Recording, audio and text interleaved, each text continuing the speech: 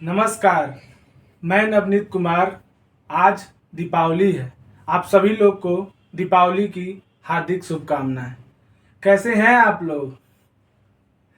सही है। कुछ अजीब लगा ना, पर ये सत्य है। हम छात्रों के जीवन में ये पूछने वाला कोई नहीं होता सिवाय रिजल्ट के। बल्कि दीपावली के दिन भी हम यही सोचते हैं कि 15 दिन बचा है, 20 दिन बचा है, पर हम इससे भाग नहीं सकते। हाँ, हमारे भी दुख के बादल कभी छटेंगे, पर हमें लगे रहना है। पूरी ईमानदारी से मेहनत कीजिए और अपने आप से ऑनेस्ट रहिए। आपके मेहनत को कोई देखने नहीं आएगा, पर आपके रिजल्ट को देखने सारा जमाना आएगा। पर वो दिवाली भी जल्दी आएगी जिस दिन हम सोचेंगे सुबह उठ के हमको ड्यूटी पे जाना है। इसलिए पॉजिटिव रहिए, आसपास पॉजिटिविटी फैलाइए, निगेटिव लोगों से दूर रहिए और खुश रहिए। लास्ट में यही कहूँगा, ऑल द बेस्ट यारो, एक दिन जरूर फोड़ना है। चलिए आज के डिस्कशन पे चलते हैं कि आखिर दिवाली क्यों मनाई जाती है।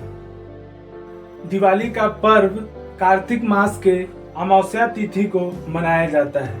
इसी दिन माँ लक्ष्मी और भगवान गणेश की उपासना की जाती है।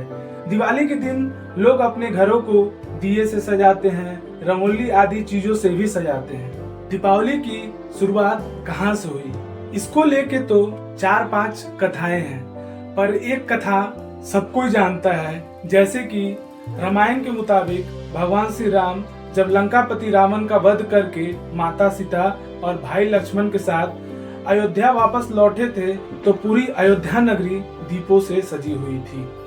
कहते हैं कि भगवान राम के 14 वर्षों के वनवास के बाद अयोध्या आगमन पर दिवाली मनाई गई थी। हर नगर, हर गांव में दीपक जलाए गए थे। तब से दिवाली यह पर्व अंधकार पर विजय का पर्व बन गया। दूसरी कथा ये है कि श्री कृष्ण के हाथों नरकासुर का वध। भगवान श्री कृष्ण ने अपनी पत्नी सत्यभामा की मदद से असुर राजा नरकासुर का वध किया था। नरकासुर को स्त्री के हाथों से वध का श्राप मिला था। उस दिन कार्तिक मास के कृष्ण पक्ष के चतुर्दशी तिथि थी। ये भी मानना है नरकासुर के आतंक और अत्याचार से मुक्ति मिलने के खुशी में लोगों ने दीपोत्सव मनाया था। इसके अगले दिन दीपावली मनाई गई थी। तीसरी कथा ये है कि पांडवों की घर वापसी। दिवाली को लेकर एक कथा पांडवों के घर लौटने को लेकर भी है। याद दिला दें कि पांडवों को भी वनवास छोड़ना पड़ा था, जिसके बाद पांडव घर लौटे और इसकी खुशी में पूरी नगरी को जगमग किया गया और तभी से दिवाली की शुरुआत हुई। चौथी कथा ऐसी है कि माँ लक्ष्मी का अवतार। दिवाली से संबंधित एक कथा और जुड़ी हुई है। समुद्र मंथन के दौरान माता लक्ष्मी जी ने सृष्टि में अवतार लिया था। यह भी मुख्य कारणों में से एक है। माता लक्ष्मी को धन और समृद्धि की देवी माना जाता है, इसलिए हर घर में दीप जलाने के साथ हम माता लक्ष्मी जी की पूजा भी करते हैं। यह भी दिवाली मनाने का एक मुख्य कारण है। पांचवी कथा ऐसी है कि मुगल बादशाह जहांगीर। ये बेसिकली सिख समुदाय पे है।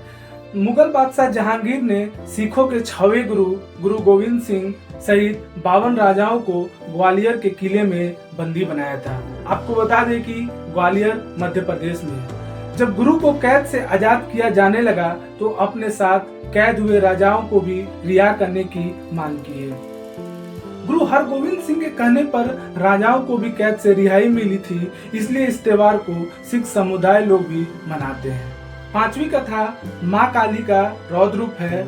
एक और कथा के अनुसार माँ पार्वती ने राक्षस का वध करने के लिए जब महाकाली का रूप धारण किया था, उसके बाद उनका क्रोध शांत नहीं हो रहा था।